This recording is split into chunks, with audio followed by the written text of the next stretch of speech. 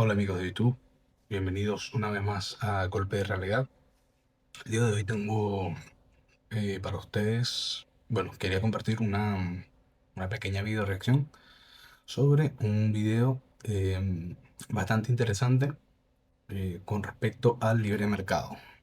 Esto yo creo que va a responder muchas preguntas y nos va a dejar eh, en un panorama mucho más claro de lo que es la definición del libre mercado hoy por hoy. Y me topé con este video esta tarde y tengo que admitir que como que eh, me lo tomé, o sea, lo malinterpreté.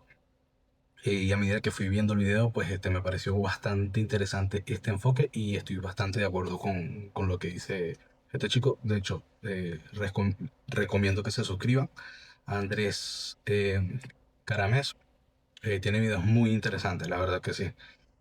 Bueno, sin más, vamos a ir viendo y pues les voy aportando también un poquito de lo que es mi pensamiento con respecto a estos términos, ¿no? Lo que vas a escuchar hoy probablemente modifique la percepción que tienes del panorama político en general.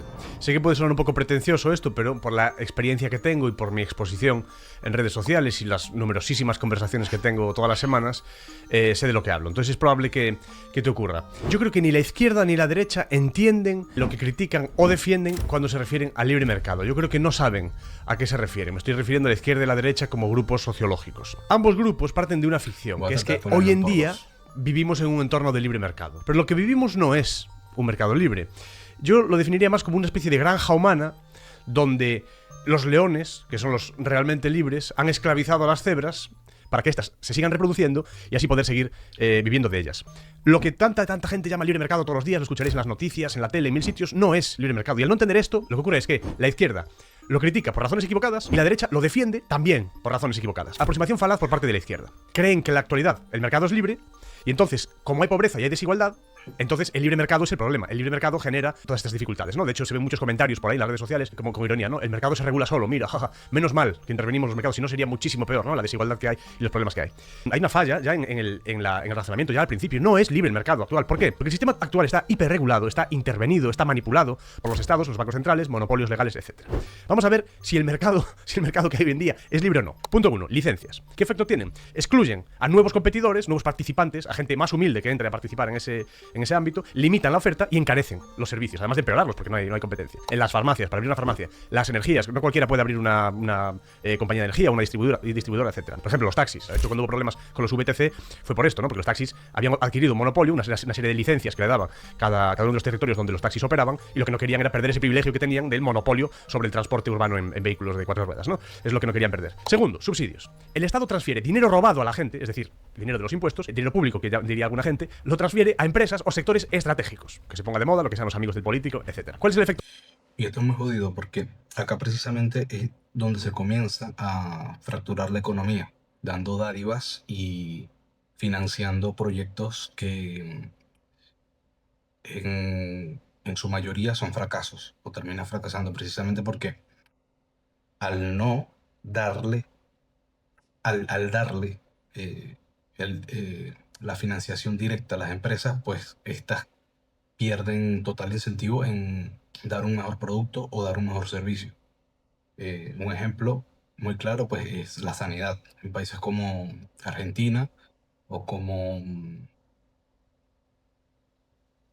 Perú, Bolivia, Chile, donde existe ese estado de bienestar con respecto a la salud, podemos fijarnos que pues la salud pública es muy pésima, precisamente porque hay un nivel de corrupción muy grande y es mucho el dinero el que se invierte y la verdad nunca va a parar a ningún sitio. Entonces es aquí cuando donde precisamente entran los socialistas y dicen que el libre mercado o esta era en la que estamos, que es capitalista, pues no sirve para absolutamente nada. Sigamos. Que esto tiene? permite que esas empresas ineficientes, amigas de los gobiernos, sobrevivan y que compitan de manera injusta con otras empresas u otros proyectos, otras cooperativas, me da igual, mucho más humildes, que no reciben esa ayuda por no ser amigas de los gobiernos y que no pueden competir con estas que sí reciben esos esteroides institucionales, digamos. Tercero, sistema de patentes, ¿sabéis? Esas críticas las hacen mucho con referente al capitalismo. O sea, dicen que el capitalismo eh, fomenta, ¿no? Que los grandes capitales y las grandes empresas pues se enriquezcan más a costa del pueblo trabajador o la clase obrera, cuando es todo lo contrario. Nada tiene que ver eso con capitalismo, porque precisamente no es un, un acuerdo mutuo entre partes. Es simplemente el Estado que le saca plata al contribuyente y se la da al amigo de turno. Veis que yo estoy en contra de la propiedad intelectual y de todos estos sistemas de patentes, porque no creo que una idea se pueda patentar, ¿no? Porque no es una cosa escasa, no es una cosa que si la tengo yo no la tienes tú. Una idea podemos tener los dos a la vez. Las patentes son monopolios.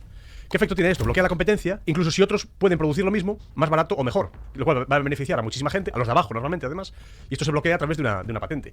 Entonces, no protegen la innovación, lo que protegen es el monopolio. La innovación la hay igual, eso es una falacia. Cuarto punto, monopolios legales, ya que estamos hablando de monopolios. El Estado prohíbe por ley que alguien ofrezca servicios como por ejemplo correos, que no sé por qué tiene que estar centralizado, ¿acaso no hay otras compañías que ofrecen servicios de transporte de mercancías o de cartas, etcétera?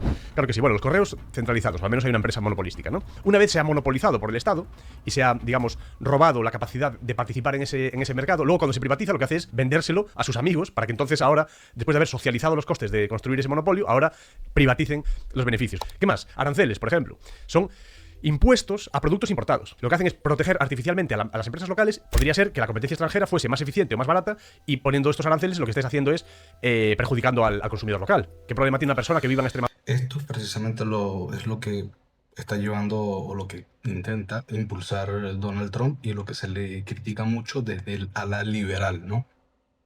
Y no es más que eso, o sea, en pos a tener una mayor industria nacional, pues pones un impuesto mucho más alto a los productos que se importan y esto lo único que hace es encarecer los productos que logran entrar y precisamente fomenta esa competencia desleal. ¿Por qué? Porque, de nuevo, el político de turno, a quienes les va a conceder menos carga impositiva para la importación de productos o materias primas, va a ser precisamente a sus amigos. No, no va a haber libertad para elegir quién va a poder importar y quién no. Es todo puesto a dedo. Y ahí es pues donde se dan ¿cómo se llama? Sí, ahí es donde tenemos uno de los modos de corrupción más clásicos en estos tipos de gobiernos que quieren controlar la economía de esta manera, por medio de aranceles. A 30 kilómetros de la frontera con Portugal y que haya una legislación que le prohíba a una empresa portuguesa que a lo mejor lo hace mucho mejor y más barato que venda sus servicios o sus productos en el pueblo que está a 30 kilómetros de allí, en Extremadura, solo porque no es española. Y no es que se lo prohíban, normalmente no se lo prohíben, pero le ponen pues un arancel o un impuesto para que le sea tan caro que no merezca la pena comprarlo fuera, ¿no? Sexto punto, la burocracia. Esto ya todo el mundo Y lo... eso lo que trae, porque no es tanto que no tengas el acceso a los productos como tal, como muy bien él lo dice, sino que muy paulatinamente, muy poco a poco, vas teniendo un retraso a nivel tecnológico, cosa que la gente no lo nota con el tiempo, pero cuando logras hacer el contraste, la comparación con otros, con tu país vecino, que quizás no tiene ese nivel de carga arancelaria, pues ahí es donde se nota. lo entiende. Son obstáculos administrativos, papeleos, permisos, licencias, como decíamos antes, informes técnicos de todo tipo, sabéis a lo que me refiero, ¿no? Para abrir una empresa, para construir una casa y todo esto, ¿no? Entonces, a los pequeños los ahogan y las empresas grandes contentísimas de que haya mucha burocracia, porque para ellas, proporcionalmente, el gasto en esta cuestión burocrática es mucho menor que para las empresas pequeñas. Bien, entonces, ¿es un libre mercado? ¿Si seguimos llamándolo mercado libre o no lo es? Bien, yo creo que no lo es. Luego, con respecto a la... A ver, evidentemente no lo es.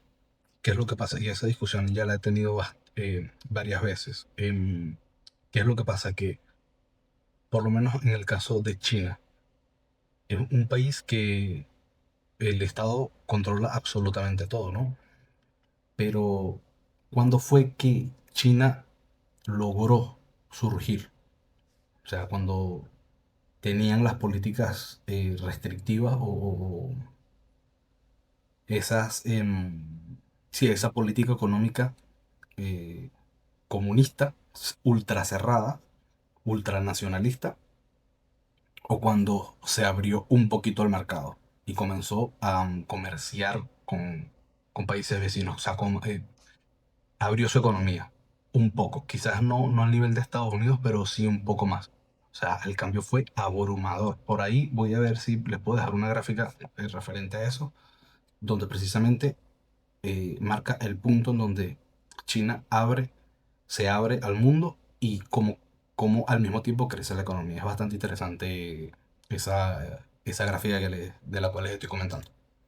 A la derecha sociológica, ¿no? Aquí hay una aproximación falaz también. Claro, dicen, ¿no? Dicen, gracias al libre mercado actual tenemos empresas gigantes como Amazon, como Google, como Walmart y todas estas, que son tan eficientes que abaratan los costes y hacen que todo el mundo pueda permitirse vivir, ¿no? Ay, gracias, señor Jeff Bezos, gracias Elon Musk, gracias a todo el mundo por permitirnos vivir a bajo coste. Este fue el punto en el que yo quizás ya estaba predispuesto a discernir, ¿no?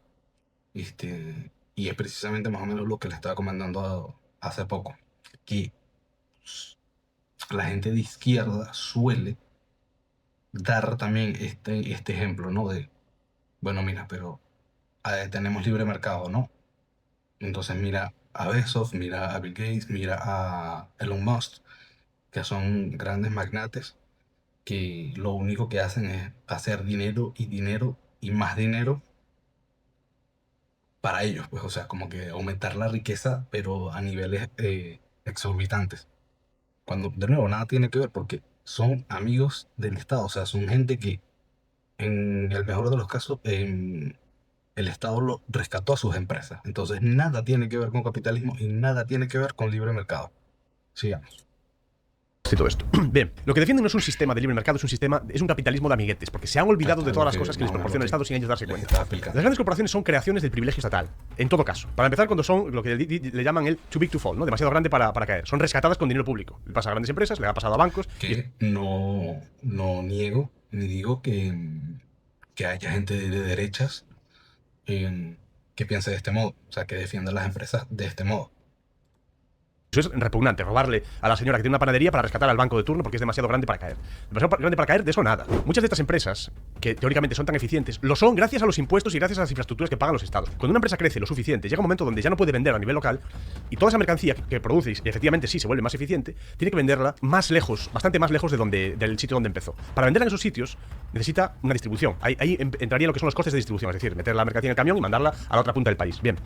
Cuando esas carreteras que utiliza esa empresa para distribuir son pagadas por todas las personas, desde el primer fontanero hasta el tío que tiene una panadería, el último autónomo de turno o el tío que tiene un humilde podcast o lo que sea, con sus impuestos, con la parte proporcional de sus impuestos, le está pagando las carreteras al dueño de Mercadona o al dueño de Carrefour o al dueño de una gran distribuidora, de tal manera que esa gran empresa no tiene que repercutir en el precio y los gastos de distribución correspondientes a coger un pescado en Cantabria y llevarlo a Valencia. Así es como las empresas se pueden permitir ser tan grandes, porque tienen la ayuda del gobierno y tienen la ayuda del Estado. ¿Qué sería realmente un mercado libre? Sería un intercambio voluntario de bienes y de servicios sin coacción, sin todos estos privilegios que hemos mencionado, ni todas estas barreras artificiales. Acciones casi supererogatorias que el ser humano podría hacer y que no se están haciendo porque hay barreras legales. Recordemos que ahora mismo es el Estado el que le cobra teóricamente a una abuela por donarle dinero a un nieto. Es el Estado el que secuestra una propiedad a un hijo y luego le pide rescate a ese hijo para quedarse el piso que pagó su madre durante 30 años con mucho esfuerzo trabajando en un bar. Se llama impuesto de sucesiones. Por no irme mucho más por las ramas, lo que quería aclarar era que tanto la izquierda sociológica como la derecha sociológica no entienden a qué se refieren con libre mercado, caen en una especie de falacia del nirvana, es como que no quieren aceptar que lo que existe hoy en día no es libre mercado. La izquierda lo critica por razones equivocadas, la derecha lo defiende por razones equivocadas, y aquí todo el mundo está hablando de cosas que realmente no están existiendo. Entonces, a veces es difícil saber si la gente defiende estas cosas por malicia o por ignorancia. Nosotros solo podemos intentar atajar la segunda, la de la ignorancia, ¿vale? Lo típico, que no se diga que no lo sabíais, que no se diga que no lo sabíamos. Una vez sabes estas cosas que hemos escuchado en el vídeo de hoy, ya no puedes no saberlas. Entonces, ahora se trata de enviar este vídeo a todo el mundo que conozcas, a quien no se haya enterado todavía de esta diferencia sustancial y todos estos problemas que hemos mencionado a lo largo del vídeo. Quien no se haya enterado, mándale este vídeo. No olvidéis suscribiros y si queréis temas como este mismo, pero con más en detalle, con recomendaciones bibliográficas, bueno, más o menos por aquí lo voy dejando. Igual, sí, la verdad, bastante bueno el video. Muy resumido y explica muy bien lo que es, sí, quizás esta confusión que se tiene hoy en día. con referente al tema libre mercado. Yo quería agregar otra cosita más y es precisamente que si bien en la actualidad no tenemos un libre mercado, un mercado libre, sí que hay lugares o países en los que hay más libertad económica que en otros. Llámese, o sea, Estados Unidos, bueno, ahora mismo en Argentina, con Javier Milei y las medidas económicas que está tomando precisamente para liberar un poco el mercado, que aunque se autodenomine liberal, em, lo que está haciendo hoy por hoy es normalizar eh, la situación económica del país. Es decir, está quitando em, políticas liberticidas a nivel económico. O sea, está dejando eh, la economía lo más normal posible. O sea, ni siquiera es que está bajando los impuestos de manera abrupta, ni rápida, ni está dejando que la gente haga lo que quiera, ni no, o sea, está simple y llanamente bajando los impuestos, ciertos impuestos y tratando de controlar la inflación, cosa que un país normal haría. Em, pero bueno, volviendo al punto es eso, o sea, hay lugares más libres que otros, o hay lugares en los que hay menos restricciones que otros. Pero libre, libre como tal, un libre comercio no, porque de nuevo vas a tener la burocracia, vas a tener aranceles, vas a tener, bueno, estas grandes empresas, estas grandes corporaciones que se ayudan y se coluden con los estados precisamente para hacerse más y más y más ricos. Pero ahí es donde caemos en otra trampa también. ¿Por qué? Porque, ¿qué es lo que pasa cuando queremos atacar a esas empresas? O cuando la izquierda, mejor dicho, por defender al trabajador, ¿no? A la clase obrera que ellos tanto aman, dicen, bueno, vamos a colocarles impuestos a los multimillonarios para precisamente repartir, ¿no? Esa riqueza y que sea todo más equitativo. Suben los impuestos. ¿Qué hacen los ricos, los multimillonarios, las grandes empresas? Se van al carajo y ya el que era clase media pasa a una clase media alta, digámoslo así. ¿Por qué? Porque se va degradando la economía y se van degradando las clases sociales. Entonces el que era pobre, ahora está rozando la indigencia. Y quien era medianamente, o sea, eso, clase media, pues queda un pendaño un poco más arriba con respecto a quien antes ganaba un poco menos. ¿Se entiende? Entonces, el que antes era rico ahora pasa a ser muy rico y por ende los impuestos llegan a caerle a él o se le va a castigar a esa persona porque ya el multimillonario se fue y así viceversa. Entonces lo que terminamos teniendo es que el pobre es el que termina pagando los impuestos, es el que termina pagando a estas grandes compañías que se juntan con los políticos y, y terminan sacando el dinero del contribuyente, o sea, del más pobre, digámoslo así. Bueno, sin más, voy dejando el video por acá. Espero que te haya gustado. Si tienes alguna observación, algún comentario, alguna opinión, pues déjala en la caja de comentarios. Y nada, nos vemos en la próxima. Chao.